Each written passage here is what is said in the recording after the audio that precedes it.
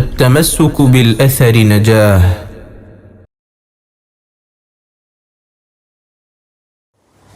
بسم الله الحمد لله نحمده ونستعينه ونستغفره ونعوذ بالله من شرور أنفسنا ومن سيئات أعمالنا من يهده الله فلا مضل له ومن يضلل فلا هادي له وأشهد أن لا إله إلا الله وحده لا شريك له وأشهد أن محمدًا عبده ورسوله صلى الله عليه وسلم يا أيها الذين آمنوا اتقوا الله حق تقاته ولا تموتن إلا وأنتم مسلمون رب يسر ولا تعسر رب زدنا علما وحلما وأدبا كاملا رب تمم بالخير والسعادة وبك نستعين الحمد لله അള്ളാഹുവിൻ്റെ അനുഗ്രഹം കൊണ്ട് വലിയ പ്രതിഫലമുള്ള ഒരു ഇബാദത്തായ ദീനി വിജ്ഞാന സദസ്സിലാണ് നമ്മൾ ഒരുമിച്ച് കൂടിയിരിക്കുന്നത്. അള്ളാഹു സുബ്ഹാനഹു വ തആല ഈ ഒരു ഇരുത്തം നാളെ പരലോകത്ത് നമുക്ക് ഖൈറായ രീതിയിലാക്കി തീർക്കുമാറാവട്ടെ. നമ്മൾ പഠിച്ചുകൊണ്ടിരിക്കുന്നത് ഇന്നലെ വൈകുന്നേരം മുതൽ തൗഹീദുമായി ബന്ധപ്പെട്ട ഹദീസുകളാണ് നിങ്ങൾ പഠിച്ചു വരുന്നത്. അതിൽ ഇൻഷാ അല്ലാഹ് നമുക്ക് പറയാനുള്ളത് 11ാമത്തെ ഹദീസ് മുതലാണ്. 11ഉം 12ഉം ഹദീസാണ് നമ്മൾ വിശദീകരിക്കാൻ പോകുന്നത് ഇൻഷാ അല്ലാഹ്. ഹദീസ് നമ്പർ 11. الحديث 11 عن النعمان بن بشير رضي الله عنهما عن النبي صلى الله عليه وسلم أنه قال: الدعاء هو العبادة. وقرأ: وقال ربكم ادعوني أستجب لكم. رواه أبو داود والترمذي وابن ماجه. النعمان بن بشير رضي الله عنه ഉദ്ധരിക്കുന്ന ഹദീസാണ് നബി സല്ലല്ലാഹു അലൈഹി വസല്ലമയിൽ നിന്ന്. النعمان بن بشير എന്ന് പറഞ്ഞാൽ സിഗാറു സഹാബാക്കളിൽപ്പെട്ട സഹാബിയാണ്, കിബാറുകളിൽപ്പെട്ടതല്ല. അദ്ദേഹത്തിൻ്റെ ഉപ്പയും സഹാബിയായിരുന്നു.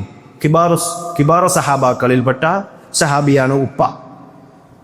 മഹാനായ നുഅ്മാൻ ഇബ്നു ബഷീർ റളിയല്ലാഹു അൻഹു 8 വയസ്സായിരിക്കെ നബി സല്ലല്ലാഹു അലൈഹി വസല്ലം മരിച്ചു പോയിട്ടുണ്ട്.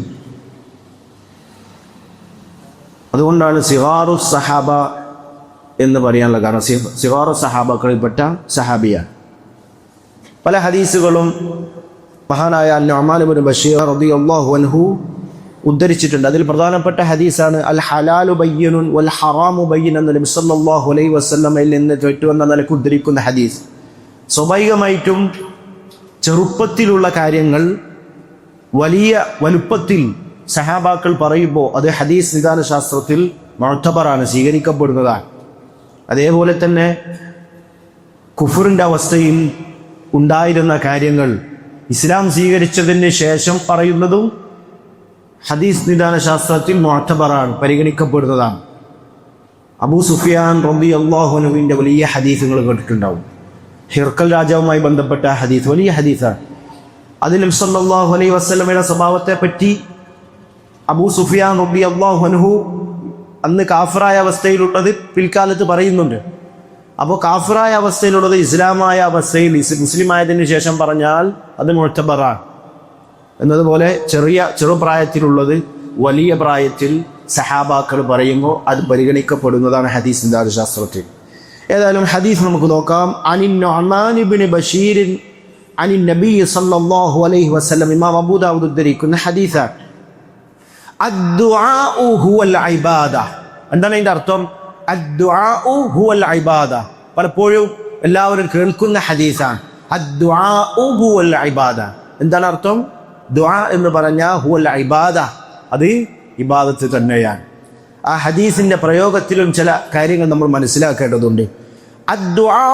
അദ്ദുആഉ എന്നുള്ളത് മുബ്തദഅൻ, ഹുവ അതിൻ്റെ ഇടയിൽ ദമീർ ഫസ്ലാക്കി കൊണ്ടുവന്നു. ദമീർ ഫസ്ലിൻ്റെ ദമീർ എന്ന് പറയും. ദമീർ എന്ന് പറഞ്ഞാൽ അതുകൊണ്ട് അർത്ഥമാക്കുന്ന അവിടെ ഇസ്മാണ് എന്നല്ല, അത് ഹർഫാൻ. പറയുമ്പോൾ ബമീറു ഫസ്ലി എന്ന് നമ്മൾ പറയും. സ്വാഭാവികമായിട്ടും നമ്മൾ നഹ്വു പഠിക്കുന്ന ബമീറുകൾ ഇസ്മിന്റെ കൂട്ടത്തിൽപ്പെട്ടതാണ്, ഇസ്മാൻ. പക്ഷെ ഇത് ഫസിലിന്റെ ബമീറാണ്, ബമീറു ഫസിൽ. അത് കൊണ്ടുവരുന്നതിന്റെ ഉദ്ദേശങ്ങളൊക്കെ മറ്റു കിതാബുകളും തഫ്സീറിന്റെ ഉസൂലിലും അല്ലാതൊക്കെ പറയുന്ന വിഷയമാണ്. അപ്പൊ ഇവിടെ ആ ബമീറു ഫസിൽ മുബ്തദ ഖബറിന്റെ ഇടയിൽ അൽ ഖബർ അൽ ഇബാദത്തു എന്നാണ്. ഖബറും മാരിഫയാക്കിയ പറഞ്ഞ അൽ ഇബാദത്തു അല്ല് കൊടുത്തു. അപ്പോ ഇവിടെ ബമീറു ഫസിലും കൊണ്ടുവന്നു, അൽ ഇബാദ ഖബറിനെ മാരിഫാക്കുകയും ചെയ്തപ്പോ അതിലൂടെ ഒരു ഹസ്റിന്റെ മാന ഫായിദ ഉണ്ടാവും. അതായത് ദുആ ഇബാദത്ത് എന്ന് പറഞ്ഞാൽ ദുആ മാത്രമാണ് എന്നാണ് അതിന്റെ അർത്ഥം വരിക. ഇബാദത്ത് എന്ന് പറഞ്ഞാൽ ദുആ മാത്രമാണ് എന്നുള്ളത് മുബാലഗത്ത് എന്ന നിലയ്ക്ക് അതിന്റെ ആ വ്യാപ്തി ഒന്ന് കുറിക്കാൻ വേണ്ടി പറയുന്നതാണ്. അതിന്റെ ഉദ്ദേശം എന്താ? മുഅ്സമുൽ ഇബാദ, ഇബാദത്തിലെ എന്താ മിക്കതും അതെന്താണ്? ഇബാദത്താണ്. ഇബാദ ഏത് ഇബാദത്ത് എടുത്തു നോക്കിയാലും എന്ത് ബന്ധമുണ്ട്? ദുആ ഉണ്ടാവും. നിസ്കാരമായാലും നോമ്പായാലും എല്ലായിട്ടും ദുആ ബന്ധമുണ്ട്. മനസ്സിലാവല്ലോ? അപ്പോൾ ഹുവൽ ഇബാദ എന്ന ഹുവ എന്ന ബമീറു ഫസ്ലും അൽ എന്ന മാരിഫ ഖബർ മാരിഫയാക്കി പറയും. അല്ല് കൊടുത്തു പറഞ്ഞു, മാരിഫയാക്കി പറഞ്ഞത് ഒരു ഹസ്റിന്റെ മേനുണ്ടാവും. ഉദാഹരണം മറ്റ് പല ഹദീസുകൾ അങ്ങനെ വരലുണ്ടല്ലോ. അൽ ഹജ്ജു അറഫ എന്നാണ്. അൽ ഹജ്ജു അറഫ എന്താ? ഹജ്ജാണ് അറഫ എന്ന് പറഞ്ഞാൽ അതിന്റെ ഉദ്ദേശം എന്താണ്? ഹജ്ജിന്റെ ഭൂരിഭാഗം റുക്കുനുകളും അറഫയിലാണ് നടക്കുന്നത്. അതുകൊണ്ട് അങ്ങനെ പറയുന്നത്. അദ്ദീനു അന്നസീഹ, എന്താർത്ഥോ? ദീൻ നസീഹത്ത് മാത്രമാണ്. നസീഹത്ത് അല്ലാത്തൊരു കാര്യവും ദീനിലില്ല. അപ്പൊ അതുകൊണ്ടാണ് അവിടെ അൽ ഖബർ മാരിഫാക്കിക്കൊള്ളുന്നത്. അൽ ഹുവ ബമീറു ഫസ്ലും അൽ ഇബാദയും അവിടെ കൊണ്ടുവന്നത്. എന്നിട്ട് നബി സല്ലല്ലാഹു അലൈഹി വസല്ലം പറഞ്ഞു, വഖാല റബ്ബുക്കും ഉദ്ഊനി അസ്തജിബു ലക്കും, നിങ്ങളുടെ റബ്ബ് പറഞ്ഞിരിക്കുന്നു, ഉദ്ഊനി, നിങ്ങൾ എന്നെ വിളിച്ച് ദുആ ചെയ്യുവിൻ, അസ്തജിബു ലക്കും, നിങ്ങൾക്ക് ഞാൻ ഉത്തരം നൽകുന്നതാണ്. ഇതിൽ നമ്മൾ മനസ്സിലാക്കേണ്ട പല കാര്യങ്ങളുണ്ട്. ഒന്ന് അദ്ദുആ. എന്താണ് ദുആ എന്ന് പറഞ്ഞാൽ? ഇബ്നു അബ്ദുൽ ബർ റഹ്മഹുല്ലാ അദ്ദേഹത്തിന്റെ തംഹീദിൽ പറഞ്ഞത്, അതുമായി ബന്ധപ്പെട്ട് പറയുന്നത് കാണാം. അദ്ദുആഉ, പ്രാർത്ഥന എന്ന് പറഞ്ഞാൽ ഹുവൽ ഇബാദ, അത് ആരാധനയാ. കാരണം എന്താ? ലിഅന്ന ഫീഹിൽ ഇഖ്ലാസ് വദ്ദറാ, ലിഅന്ന ഫീഹിൽ ഇഖ്ലാസ വദ്ദറാഅത വൽ ഈമാന വൽ ഖുദൂഅ. സ്വാഭാവികമായിട്ടും ആത്മാർത്ഥമായി ദുആ ചെയ്യുന്നവനെ സംബന്ധിച്ചിടത്തോളം ആ ദുആ ചെയ്യുമ്പോൾ എന്തെല്ലാം കാര്യങ്ങൾ അവിടെ ഉണ്ടാവുന്നുണ്ട്? ഇഖ്ലാസ് ഉണ്ടാവുന്നുണ്ട്. ആത്മാർത്ഥമായാണ് ദുആ ചെയ്യുന്നത്, ഉത്തരം കിട്ടണം എന്ന ആത്മാർത്ഥതയോടുകൂടി അള്ളാഹു മാത്രമേ എനിക്ക് ഉത്തരം നൽകാനുള്ളൂ എന്ന ആത്മാർത്ഥതയോടുകൂടി അവൻ ദുആ ചെയ്യാൻ. അതേപോലെ ഞാൻ ദുർബലനാണ്, ഞാൻ അള്ളാഹുവിലേക്ക് ആവശ്യക്കാരനാണ്, ഒരു സെക്കൻഡ് പോലും റബ്ബിൽ നിന്ന് ആവശ്യക്കാരനല്ലാത്തൊരവസ്ഥ എനിക്കില്ല, ഒരു മുഅ്മിനുമില്ല, ഒരു മനുഷ്യനുമില്ല. ഓരോ സെക്കൻഡ് ഏത് സമയത്ത് റബ്ബിങ്കലേക്ക് നമ്മൾ ആവശ്യക്കാരനാണ്. അപ്പൊ ഞാൻ ദുർബലനാണ്, കിബറില്ല, ഈമാനുള്ളവനാണ്, ഖുദൂ, താഴ്മ. ആത്മാർത്ഥമായി ദുആ ചെയ്യുന്നവനിൽ കിബറുണ്ടാവില്ല. ഞാൻ വലിയവനാണ്, തനിക്ക് താൻ തന്നെ മതി എന്ന ചിന്ത വരുമ്പോഴാണല്ലോ പലപ്പോഴും കിബറുണ്ടാവുന്നത്. അപ്പൊ ഞാൻ റബ്ബിലേക്ക് ആവശ്യക്കാരനാണ്, എനിക്ക് എന്തുണ്ടായിട്ടും കാര്യമല്ല, എൻ്റെ റബ്ബ് തൗഫീഖ് നൽകിയാലേ എനിക്ക് ഖൈറുകളൊക്കെ ലഭിക്കൂ എന്ന ആത്മാർത്ഥമായ ആ താഴ്മ അവൻ്റെ മനസ്സിലുണ്ടാവും. അതുകൊണ്ടാണ് അത് ഇബാദത്ത്, ഇത് അല്ലാഹുവിനെ മാത്രം കാണിക്കുന്ന താഴ്മ, ഇതൊക്കെ അതിലൂടെ ഉണ്ടാവുന്നുണ്ട്. വല്ലാഹു യുഹിബ്ബു അൻ യുസ്അൽ, എന്ന് മാത്രമല്ല അള്ളാഹുവോട് ചോദിക്കപ്പെടുക എന്നുള്ളത്, ദുആ ചെയ്യുക എന്നുള്ളത് അള്ളാഹു സുബ്ഹാനഹു വ തആല അങ്ങേയറ്റം ഇഷ്ടപ്പെടുന്ന കാര്യമാണ്. വലിദാലിക്, അത് കാരണത്താലാണ് അമറ ഇബാദഹു അൻ യസ്അലൂഹു മിൻ ഫദ്ലി, അതുകൊണ്ടാണ് തൻ്റെ അടിമകളോട് അള്ളാഹുവിൻ്റെ ഫദ്ലിൽ നിന്ന് റബ്ബിനോട് നിങ്ങൾ ചോദിക്കണേ എന്ന് അള്ളാഹു സുബ്ഹാനഹു വ തആല അടിമകളോട് കൽപ്പിച്ചത്. അള്ളാഹുവിന് അങ്ങേയറ്റം ഇഷ്ടമുള്ള കാര്യമായതുകൊണ്ടാണല്ലോ എൻ്റെ ഫദ്ലിൽ നിന്ന്, എൻ്റെ അനുഗ്രഹങ്ങളിൽ നിന്ന്, ഞാൻ നൽകുന്ന അനുഗ്രഹങ്ങളിൽ നിന്ന് നിങ്ങൾ ചോദിച്ചു കൊള്ളുക, അനുഗ്രഹങ്ങളിൽ നിന്ന് എന്നോട് പോയും ചോദിച്ചു കൊണ്ടിരിക്കണേ എന്ന് അല്ലാഹു സുബ്ഹാനഹു വ തആല കൽപ്പിച്ചതും. വഖദ് കാന ലിറസൂലില്ലാഹി സ്വല്ലല്ലാഹു അലൈഹി വസല്ലമ അൽവാഉം മിനദ് ദുആഇ വാസിബു അലൈഹി. ഇബ്നു അബ്ദുൽ ബർ റഹ്മഹുല്ലാഹ് പറയാൻ, നബി സല്ലല്ലാഹു അലൈഹി വസല്ലം വലിയ പ്രാധാന്യം, വലിയൊരു ഇബാദത്താണല്ലോ ദുആ, വലിയൊരു ഇബാദത്താണ് ദുആ. ഖൈറിന്റെ സമാഹാരം, ജിമാഉൽ ഖൈർ എന്ന് പണ്ഡിതന്മാർ പറയാറുള്ളത് ദുആനെ സംബന്ധിച്ചാണ്. ദുആ ജിമാഉൽ ഖൈർ, എല്ലാ നന്മയുടെയും സമാഹാരം. അതെന്തോ അങ്ങനെ പറയാൻ കാരണം എന്ത് ഒക്കെ റബ്ബിന്റെ കയ്യിലാണ്. നമ്മൾ ചെയ്യുന്ന നിസ്കാരവും നമ്മുടെ നോമ്പും സക്കാത്തും എല്ലാ ഇബാദത്തുകളും ദുആയി ബന്ധപ്പെട്ട് കിടക്കുന്നതാ.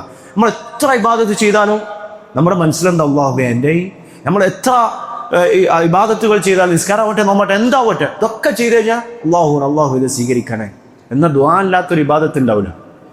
അതാണ് ദുആ ജിമാഉൽ ഖൈർ എന്ന് പറയാൻ കാരണം ഖൈറിന്റെ സമാഹാരമാണ് ദുആ എന്ന് പറയാറുണ്ട്. അതുകൊണ്ടാണ് നബി സല്ലല്ലാഹു അലൈഹി വസല്ലമക്ക് പതിവാക്കിയിരുന്നതായ പല ദുആകളും നമ്മൾ പഠിക്കുന്നവരാണ്. അപ്പൊ അതാണ് ദുആവുമായി ബന്ധപ്പെട്ടത്. നിർവചനവുമായി ബന്ധപ്പെട്ട് ഇബ്നു അബ്ദുൽ ബർ റഹ്മഹുള്ള വിശദീകരിച്ചത് കാണാൻ പറ്റും തംഹീദിൽ. ഇനി നമ്മൾ പ്രത്യേകം മനസ്സിലാക്കേണ്ട ഒരു കാര്യമാണ് ഈ ദുആ എന്ന് പറഞ്ഞാൽ പലപ്പോഴും നമ്മുടെ മനസ്സുകളിലേക്ക് വേഗം ഓടിയെത്തുക. ഇപ്പൊ ഖുർആനിൽ ഒരുപാട് സ്ഥലത്ത് ഇങ്ങനെ പല രീതിയിൽ പല സീഗയിൽ ദുആനെ ഉപയോഗിച്ചിട്ടുണ്ട്. അപ്പൊ പൊതുവെ ആദ്യം ആളുകളുടെ മനസ്സിലേക്ക് ഓടിയെത്ത ഈ ദുആഖദു ഇന്നല്ലദീന യദഊന ഉദ്ഊനി അസ്തജിബു ലക്കും എന്നൊക്കെ പറയുമ്പോൾ പൊതുവെ ആളുകളുടെ മനസ്സിൽ ദുആഉൽ മസ്അല മാത്രമേ ഉള്ളൂ. എന്താ പ്രാർത്ഥന എന്ന ഒറ്റ അർത്ഥം, അത് മാത്രമല്ല. അത് നമ്മൾ പ്രധാനമായും മനസ്സിലാക്കേണ്ട ഒരു കാര്യമാണ്. ദുആ എന്ന് പറയുമ്പോൾ വിശുദ്ധ ഖുർആനിലും സുന്നത്തും നമ്മളെടുത്ത് പരിശോധിച്ച രണ്ട് രീതിയിലാണ്. അല്ലാമ സയ്യിദ് റഹ്മത്തുള്ളാഹി അദ്ദേഹത്തിന്റെ ഒരു കിതാബാണ് അൽ ഖവായിദുൽ ഹിസാൻ ഫി തഫ്സീരിൽ ഖുർആൻ. അൽ ഖവായിദുൽ ഹിസാൻ ഫി തഫ്സീരിൽ ഖുർആൻ. തഫ്സീർ പഠിക്കുന്ന ആളുകൾ അവർക്ക് വലിയ ഫായിദയുള്ള പ്രയോജനമുള്ള ഒരു കിതാബാണ്. 71ഓളം ഖായിദകൾ തഫ്സീറുമായി ബന്ധപ്പെട്ട് മനസ്സിലാക്കേണ്ട ഖായിദകളെല്ലാം സയ്യിദ് റഹ്മത്തുള്ളാഹി എടുത്തു കൊടുത്തിട്ടുണ്ട്.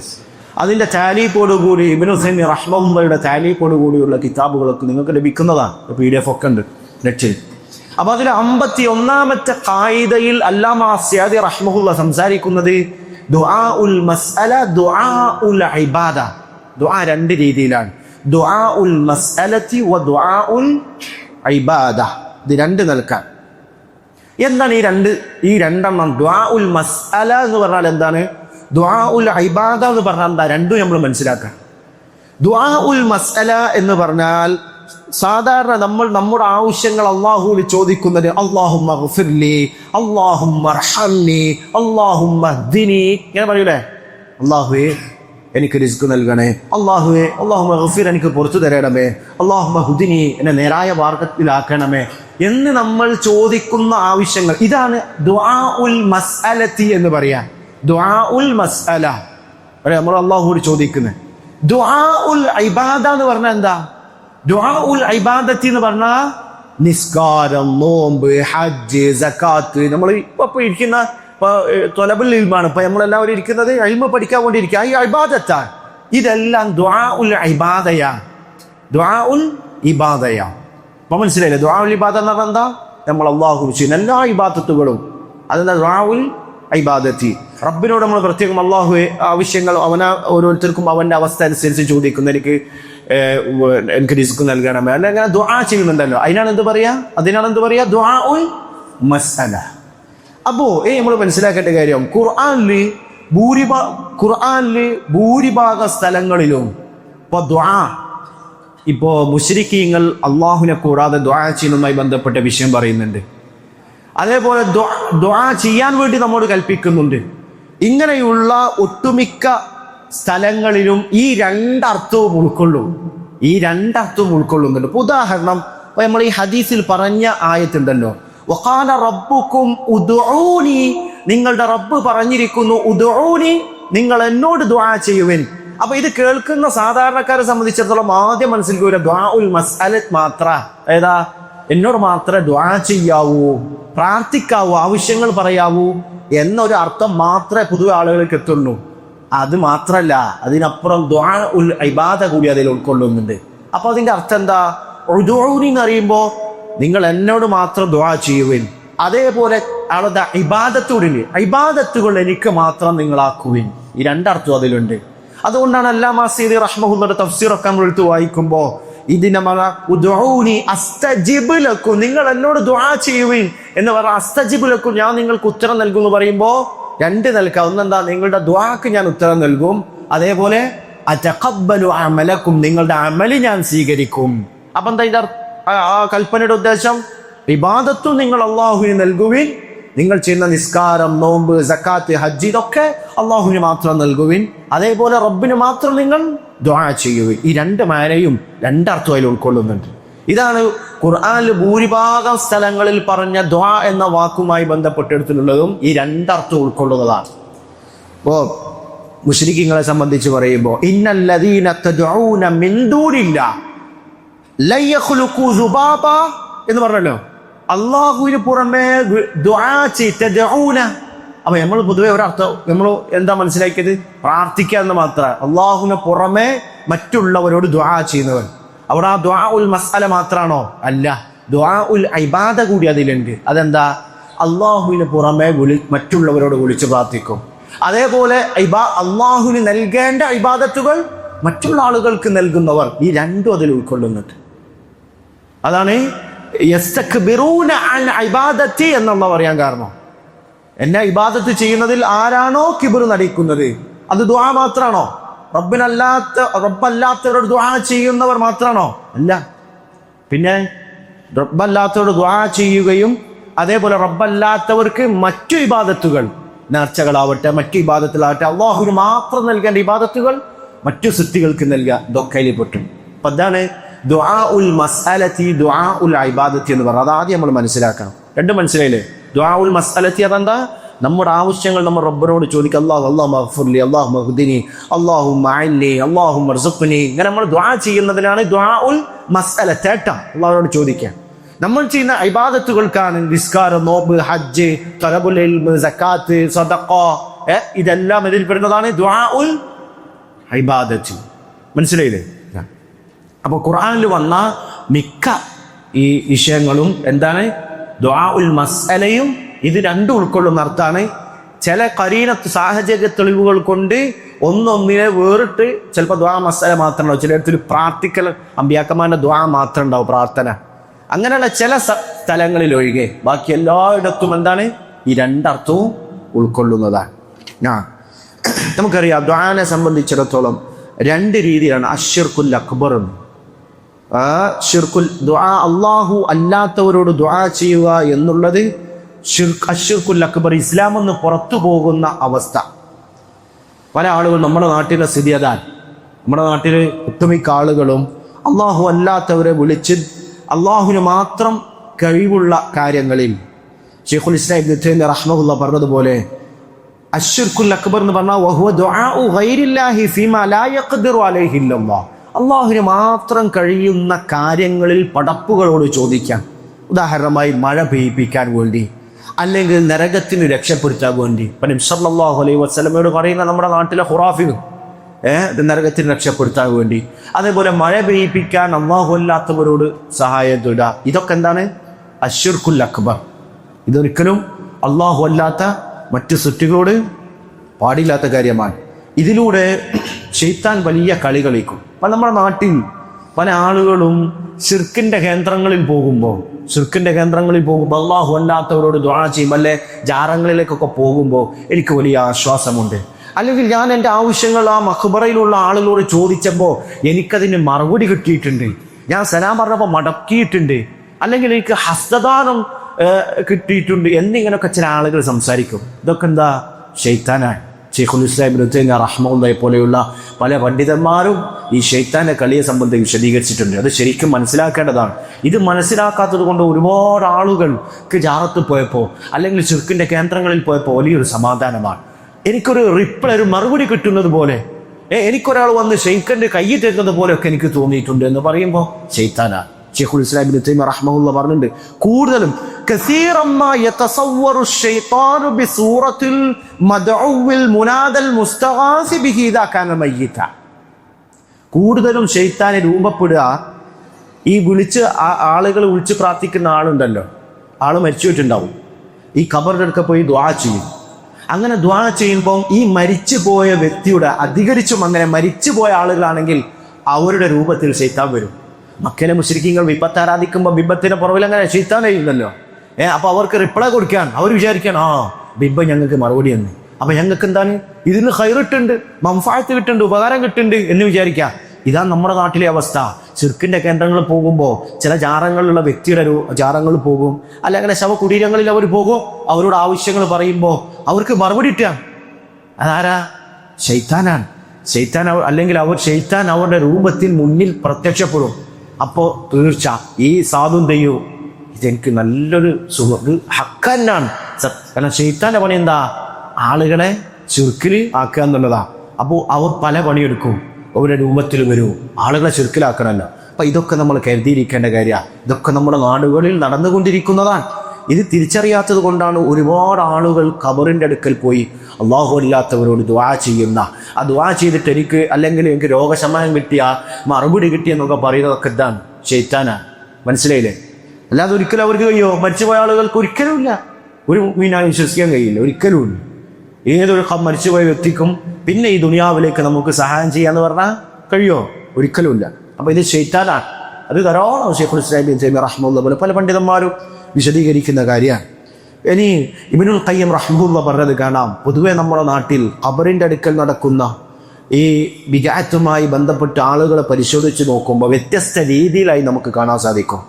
പല ആളുകളും അതിൽ ഏറ്റവും ഗൗരവമുള്ളതെന്ന് പറഞ്ഞാൽ മയ്യത്തിനോട് തൻ്റെ ആവശ്യങ്ങൾ ചോദിക്കുന്നവനാണ്. മയ്യത്തിനോട് ഖബറിന്റെ അടുക്കൽ പോയിട്ട് ആ മരിച്ചു കിടക്കുന്ന ആളുകളോട് തൻ്റെ ആവശ്യങ്ങൾ, എൻ്റെ പ്രയാസങ്ങൾ നീങ്ങാൻ വേണ്ടി ദുആ ചെയ്യുക. അവർ ഉബ്ബാദുൽ അസ്നാം, വിഗ്രഹാരാധകരെ പോലെയാണ്, യാതൊരു സംശയവുമില്ല. അവർക്ക് സംഭവിക്കുന്നതും അവർക്ക് കിട്ടുന്ന ഫലങ്ങളൊക്കെ ഈ പറഞ്ഞ രീതിയിൽ ശൈത്താനിൽ നിന്നാണ്. മനസ്സിലാവുന്നുണ്ടോ? അതാണ് അതിൽ ഏറ്റവും ഗൗരവം കൂടിയത്. ഖബറ് നമ്മുടെ നാട് എടുത്ത് പരിശോധിച്ച് നോക്കിയാലും ഖബറിന്റെ അടുക്കൽ നടക്കുന്ന ബിദ്അത്തിന്റെ ഏറ്റവും ഗൗരവം കൂടിയത് അശ്ശിർക്കുൽ അക്ബറായ ഖബറിലുള്ള ആളോട് തൻ്റെ ആവശ്യങ്ങൾ പറയുകയും പ്രയാസങ്ങൾ നീങ്ങാൻ വേണ്ടി ആവശ്യപ്പെട്ട ദുആ ചെയ്യുക. ഇത് ശിർക്കുൽ അക്ബർ, ഇസ്ലാം ഒന്ന് പുറത്തു പോകുന്ന കാര്യമാണ്. രണ്ടാമത് ചില ആളുകളുടെ പരിപാടി എന്ന് പറഞ്ഞാൽ ഇബ്നുൽ ഖയ്യിം റഹിമഹുല്ലാഹ് പറഞ്ഞത് കാണാം, അവര് ഖബറിന്റെ അടുക്ക പോകും, എന്നിട്ട് ഖബറാളിയോട് ചോദിക്കൂല, മറിച്ച് അല്ലാഹുവേ അല്ലാഹുമ്മ ബിഹാദൽ ഫുലാൻ അല്ല ബിഹാദ സ്വാലിഹ ഇഗ്ഫിർലി, ഈ സ്വാലിഹായ അല്ല ഈ തങ്ങളെ കൊണ്ട് അല്ല ഈ ഔലിയെ കൊണ്ട് അല്ലാഹുവേ ഞങ്ങൾക്ക് കാരണമായിക്കൊണ്ട് ഞങ്ങൾക്ക് പുറത്തു തരണമേ. ദുആ ആരോടാണ്? അല്ലാഹുവിനോടാണ്. പക്ഷെ ഈ ഖബറിലെ ആളുകളെ ഇടയിൽ വാസിത്താക്കി, എന്നിട്ട് ഈ മനുഷ്യൻ കാരണമായിക്കൊണ്ട് അള്ളാഹു അദ്ദേഹം അവൻ്റെ ഹക്ക് കാരണമായിക്കൊണ്ട് പറയല്ലോ, അത് എന്നിട്ട് അള്ളാഹുവിനോട് ചോദിക്കുക. ഈ രൂപം ശിർക്കുൽ അക്ബറാണോ? അല്ല. എന്താണ്? ഇസ്ലാമെന്ന് പുറത്തു പോകുന്ന കാര്യമല്ല, മറിച്ചത് എന്താണ്? ഹറാമായ ബിദ്അത്തായ കാര്യമാണ്, ഹറാമാണ്, യാതൊരു സംശയമില്ല. മൂന്നാമത് ചില ആളുകളുടെ വിചാരം എന്ന് പറഞ്ഞാൽ ഇബ്നുൽ ഖയ്യിം റഹിമഹുല്ലാഹ് പറഞ്ഞത് കാണാം, ഇങ്ങനെ ഈ സ്വാലിഹീങ്ങൾ അല്ല അമ്പിയാക്കന്മാരുടെ ഖബറിന്റെ അടുക്കൽ അല്ല സ്വാലിഹീങ്ങളുടെ ഖബറിന്റെ അടുക്കൽ പോയി ദുആ ചെയ്താൽ അത് ഉത്തരം നൽകപ്പെടാൻ കാരണമാകുന്ന ഒന്നാണ് എന്ന തെറ്റായ വിശ്വാസം. അല്ലെങ്കിൽ മറ്റ് പള്ളികളിൽ, മറ്റു സ്ഥലങ്ങളിലെ പള്ളികളിലൊക്കെ പള്ളിയിൽ വെച്ച് ദുആ ചെയ്യുന്നതിനേക്കാളൊക്കെ അഫ്ദലായ ദുആ ഇങ്ങനെ സാലിഹീങ്ങളായ അല്ലെ നബി സല്ലല്ലാഹു അലൈഹി വസല്ലമയുടെ ഖബറിന്റെ അടുക്കൽ പോയി അവിടുന്ന് ദുആ ചെയ്യലാണ് എന്ന വിശ്വാസം. അതും ഹറാമാണ്, യാതൊരു സംശയമില്ല, മുഹറമ. ശരിയാണോ? ഒരിക്കലുമില്ല അങ്ങനെ ചെയ്യുന്നത്. അതെന്താണ്? അഹ്ലുസുന്നയുടെ ഇത്തിഫാഖോടുകൂടി ബിദ്അത്തായ കാര്യമാണ്, ഹറാമായ കാര്യമാണ്. നബി സല്ലല്ലാഹു അലൈഹി വസല്ലമയുടെ ഖബറിന്റെ അടുക്കൽ പോയി അല്ലെ മറ്റു സ്വാലിഹീങ്ങളുടെ ഖബറിന്റെ അടുക്കൽ പോയി ദുആ ചെയ്താൽ ഉത്തരം കിട്ടാൻ കാരണമാകും എന്ന നിലക്ക് ദുആ ചെയ്യുക എന്നുള്ളത് എന്താണ്? ഒരിക്കലും ഇസ്ലാം പഠിപ്പിക്കാത്ത കാര്യമാണ്. ഇനി ഈ മയ്യത്തിനോട് ചോദിക്കുന്ന, ഖബറിന്റെ അടുക്കൽ പോയി മയ്യത്തിനോട് ദുആ ചെയ്യുന്ന ആളുകളെ നമ്മൾ എടുത്ത് പരിശോധിച്ചാൽ അത് ഒന്നുകൂടി പല രീതിയിൽ നമുക്ക് പറയാൻ സാധിക്കും. ചില ആളുകൾ മയ്യത്തിന്റെ അടുക്ക പോയിട്ട് നേരത്തെ പറഞ്ഞതുപോലെ എന്താണ്? മയ്യത്തിന്റെ അടുക്ക പോയിട്ട് നേരത്തെ പറഞ്ഞതുപോലെ ആവശ്യങ്ങൾ ചോദിക്കും. അത് ശിർക്കുൽ അക്ബറാണ്, ഇസ്ലാമെന്ന് പുറത്തു പോകുന്ന കാര്യമാണ്. എന്നാൽ വേറൊരു രീതി എന്ന് പറഞ്ഞാലേ മയ്യത്തിനോട് ഖബറിന്റെ അടുക്ക പോയിട്ട് മയ്യത്തിനോട് പല കാര്യങ്ങൾ ആവശ്യപ്പെടുക, ദുആ ചെയ്യും. മയ്യത്തിനോട് ദുആ ചെയ്യല്ല, മയ്യത്തിന്റെ അടുക്ക പോയിട്ട് എനിക്ക് വേണ്ടി റബ്ബിനോട്, ഇപ്പോൾ സാലിഹീങ്ങൾ അല്ലെ നബി സല്ലല്ലാഹു അലൈഹി വസല്ലമയുടെ ഖബറിന്റെ അടുക്ക പോയിട്ട് പറയാം, എനിക്ക് വേണ്ടി അള്ളാഹുവോട് ദുആ ചെയ്യണം, അല്ലെങ്കിൽ എനിക്ക് വേണ്ടി ഇസ്തിഗ്ഫാറിനെ ചോദിക്കണം എന്നാവശ്യപ്പെടാൻ. ഈ രീതിയെ സംബന്ധിച്ച് പണ്ഡിതന്മാർ പറഞ്ഞത് കാണാം, അതായത് ഷെയ്ഖ് ബക്രമു സെയ്ദ് റഹ്മഹുല്ല അതേപോലെ പല പണ്ഡിതന്മാരും പറഞ്ഞത് കാണാം, അങ്ങനെ ഖബറിൻ്റെ അടുക്ക പോയിട്ട് ഖബറിലുള്ള ആളോട് ദുആ ചെയ്യാൻ ആവശ്യപ്പെടുക, ഖബറിലെ മരിച്ചു കിടക്കുന്ന വ്യക്തിയോട് ദുആ ചെയ്യാൻ ആവശ്യപ്പെടുക, അല്ലെങ്കിൽ എനിക്ക് ഇതുപോലെ ഇസ്തിഗ്ഫാറിനെ ചോദിക്കാം. ഇങ്ങനെ ഖബറിൻ്റെ അടുക്കൽ പോയി, അഥവാ ഖബറിൻ്റെ അടുക്ക പോയിട്ടാണ് പറയുന്നതെങ്കിൽ, ഒരു ജീവിച്ചിരിക്കുന്ന ആൾ ഖബറിൻ്റെ അടുക്ക പോയിട്ട് ഉദ്ഉല്ലാഹ ലീ ബികദ, എനിക്ക് വേണ്ടി പ്രകാരം ദുആ ചെയ്യണം, എനിക്ക് വേണ്ടി ഇസ്തിഗ്ഫാറിനെ ചോദിക്കണമെന്ന് ഖബറിൻ്റെ അടുക്ക പോയി പറയുന്നത്, അതിനെക്കുറിച്ച് പണ്ഡിതന്മാർക്ക് രണ്ട് അഭിപ്രായം പണ്ഡിത ലോകത്ത് കാണാൻ സാധിക്കും. രണ്ട് അഭിപ്രായമായാലും പാടില്ലാത്ത കാര്യമാണ്. ചില പണ്ഡിതന്മാർ പറഞ്ഞു, ഷെയ്ഖുൽ ഇസ്ലാം ഇബ്നു തൈമിയ്യയുടെ രണ്ട് സംസാരങ്ങൾ, രണ്ട് വാക്കുകളിൽ ഒന്ന്, അതേപോലെ ഷെയ്ഖ് ഇബ്നു ബാസിന്റെയും രണ്ട് അഭിപ്രായങ്ങളിൽ ഒരഭിപ്രായം എന്താണ്, അത് ശിർക്കുൻ അക്ബർ തന്നെയാണ്. അങ്ങനെ ആവശ്യപ്പെടൽ ശിർക്കുൻ അക്ബർ തന്നെയാണ്, ഇസ്ലാം എന്ന് പുറത്തു പോകുന്ന കാര്യമാണെന്നാണ്. അഥവാ മയ്യത്തിന്റെ ഖബറിന്റെ അടുക്ക പോയിട്ട് മയ്യത്തിനോട്, അല്ല നബി സല്ലല്ലാഹു അലൈഹി വസല്ലമയുടെ ഖബറിന്റെ അടുക്ക പോയിട്ട് നബി സല്ലല്ലാഹു അലൈഹി വസല്ലമയോട് പറയാൻ, എനിക്ക് വേണ്ടി അള്ളാഹുവോട് ദുആ ചെയ്യണമെന്ന് ആവശ്യപ്പെടുന്നതും അത് ശിർക്കുൻ അക്ബറാണ്, ഇസ്ലാം എന്ന് പുറത്തു പോകുന്നതാണ് എന്ന് പറഞ്ഞ പണ്ഡിതന്മാർ നമുക്ക് കാണാൻ സാധിക്കും. എന്നാൽ അത് ശിർക്കുൻ അക്ബർ അല്ല, കാരണം ദുആ ചെയ്യല്ലോ, ആവശ്യപ്പെടലാണല്ലോ. അപ്പൊ അത് ശിർക്കുൻ അക്ബർ അല്ല, പക്ഷേ ശിർക്കുൻ അക്ബറിലേക്ക് എത്തിക്കുന്ന വസീലത്തുനില ശിർക്ക്, ഹറാമായ നിഷിദ്ധമായ, ഒരിക്കലും ഒരു മുസ്ലിമിന് ഉണ്ടാവാൻ പാടില്ലാത്ത കാര്യമാണെന്ന് പണ്ഡിതന്മാർ വിശദീകരിച്ചത് കാണാം. അതും ഇബ്നു തൈമിയ്യയുടെയും അതേപോലെ ഷെയ്ഖ് ഇബ്നു ബാസിന്റെയും അല്ലല്ലാമ ഇന്ത്യയിലെ പണ്ഡിതനായ ബഷീർ സഹ്സാനി സിയാനത്തുൽ ഇൻസാൻ, ഇന്ത്യയുടെ ഡൽഹിക്കടുത്ത് ഉണ്ടായിരുന്ന വലിയ പണ്ഡിതനാണ്, അറിയപ്പെട്ട പണ്ഡിതനാണ്. ഇവരൊക്കെ പറഞ്ഞത് അതെന്താണ്, ഹറാമാണ് എന്നാണ്. എന്താണ് ഹറാമാണ്, ശിർക്കിലേക്ക് എത്തിക്കുന്ന രൂപമാണ്. അതായത് ഖബറിൻ്റെ അടുക്ക പോയിട്ട് എനിക്ക് വേണ്ടി ദുആ ചെയ്യണമെന്ന് മയ്യത്തിനോട് ആവശ്യപ്പെടുക, അത് ശിർക്കാണെന്ന് പറഞ്ഞ പണ്ഡിതന്മാരുണ്ട്. അതല്ല വസീലത്തുനില ശിർക്കിലേക്ക് എത്തിക്കുന്ന ഹറാമായ കാര്യമാണ്. രണ്ടായാലും ചെയ്യാൻ പാടുള്ളതാണോ? അല്ല, രണ്ടായാലും ഹറാമായ കാര്യമാണ്, ഒരു സംശയമൊന്നുമില്ല. പിന്നെ എന്നാൽ നേരെ മറിച്ച് ഷെയ്ഖ് ബക്രമു സെയ്ദ് പറഞ്ഞതുപോലെ, ഒരാൾ വിദൂരത്തുനിന്ന് അവൻ്റെ വിശ്വാസം നസാറാക്കളെ പോലെ ഈസാ നബി അലൈഹിസ്സലാം തന്നെ ഗൈബ് അറിയോ, അല്ലെ ഒരാളുടെ എല്ലാ കാര്യങ്ങളും അറിയും എന്ന നിലക്ക് വിദൂരങ്ങളിൽ നിന്ന് ഖബറാളികളോട് ഇങ്ങനെ ആവശ്യപ്പെടുന്നത്, വിദൂരത്ത് നിന്ന് ഖബറാളികളോട് എനിക്ക് വേണ്ടി ദുആ ചെയ്യാൻ വേണ്ടി ആവശ്യപ്പെടുക, അത് ശിർക്കുൻ അക്ബർ തന്നെയാണെന്ന് ഷെയ്ഖ് വിശദീകരിച്ചത് കാണാൻ സാധിക്കും. ഇനി ദുആവുമായി ബന്ധപ്പെട്ട് നമ്മൾ മനസ്സിലാക്കേണ്ട മറ്റൊരു കാര്യം, അള്ളാഹുവിൻ്റെ സിഫത്തിനോട് ദുആ ചെയ്യലാണ്. അള്ളാഹുവിന് അസ്മാകളുണ്ട്, സിഫത്തും ഉണ്ടല്ലോ. റബ്ബിൻ്റെ സിഫത്തിനോട് ദുആ ചെയ്യുന്നതിൻ്റെ വിധി എന്താണ്? ഷെയ്ഖുൽ ഇസ്ലാം ഇബ്നു തൈമിയ്യ റഹ്മഹുല്ലാഹ് ബക്രിക്ക് കൊടുക്കുന്ന റദ്ദിൽ, ഇസ്തിഗാസയുമായി ബന്ധപ്പെട്ട് ബക്രിക്ക് ഷെയ്ഖുൽ ഇസ്ലാം ഇബ്നു തൈമിയ്യ കൊടുത്ത മറുപടിയിൽ ഷെയ്ഖുൽ ഇസ്ലാം ഇബ്നു തൈമിയ്യ റഹ്മഹുല്ലാഹ് പറഞ്ഞത് കാണാം, വഅമ്മാ ദുആഉ സിഫാതിഹി വകലിമാതിഹി ഫകുഫ്റുൻ ബിഇത്തിഫാഖിൽ മുസ്ലിമീൻ. അള്ളാഹുവിൻ്റെ സിഫത്തിനോട്, അള്ളാഹുവിൻ്റെ കലിമത്തുകളോട് ദുആ ചെയ്യുക എന്നുള്ളത് ഫകുഫ്റുൻ ബിഇത്തിഫാഖിൽ മുസ്ലിമീൻ, ഇത്തിഫാഖ് ആർക്കും അഭിപ്രായ വ്യത്യാസമല്ല മുസ്ലിങ്ങൾക്ക്, അത് കുഫ്റാണ്. ഒരാൾ പറയാ, ഇപ്പൊ അള്ളാഹുവിൻ്റെ സിഫത്താണല്ലോ ഹയാത്ത്, ഇൽമ്, ഖുദ്റത്ത്. ഒരാൾ ദുആ ചെയ്യാ, യാ ഹയാത്ത് അല്ലാഹ്, അള്ളാഹുവിൻ്റെ ഹയാത്ത് ഇഗ്ഫിർലി, യാ ഖുദ്റത്ത് അല്ലാഹ്, അള്ളാഹുവിൻ്റെ ഖുദ്റത്ത് കൈവേ ഇഗ്ഫിർലി, യാ ഇസ്സത്ത് അല്ലാഹ്, അല്ലെങ്കിൽ യാ ഖുർആൻ, ഖുർആൻ അള്ളാഹിന്റെ കലാമാണല്ലോ, യാ ഖുർആൻ ഇഗ്ഫിർലി, എന്താ അങ്ങനെ പറയുന്നത് കുഫ്റാൻ. കാരണം അതെന്താ, അത് ഇസ്ലാം പഠിപ്പിക്കാത്ത കാര്യമാണ്. കാരണം സിഫത്ത് എന്ന് പറഞ്ഞാൽ, ഇസ്സത്ത് എന്ന് പറഞ്ഞാൽ അത് അള്ളാഹു ആണ്. അല്ല, സിഫത്ത് മാത്രം പറയുമ്പോൾ യാ കലാം അല്ലാഹ് ഇഗ്ഫിർ ലനാ വർഹംനാ യാ ഖുദ്റത്ത് അല്ലാഹ് എന്ന് പറയുമ്പോൾ അതൊരിക്കലും ശരിയല്ല.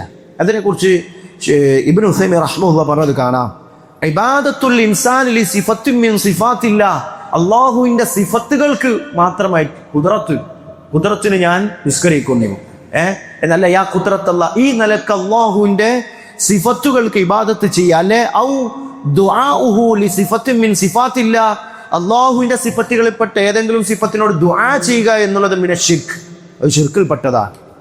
അതിന് പല കാരണങ്ങളും കാണാൻ ഷെയ്ഖ് പറയുന്നുണ്ട്. കാരണം ഷെയ്ഖുൽ ഇസ്ലാം ഇബ്നു തൈമിയ്യ റഹ്മഹുല്ലാഹ് പറഞ്ഞു, ലിഅന്ന സിഫത ഗൈറുൽ മൗസൂഫ്.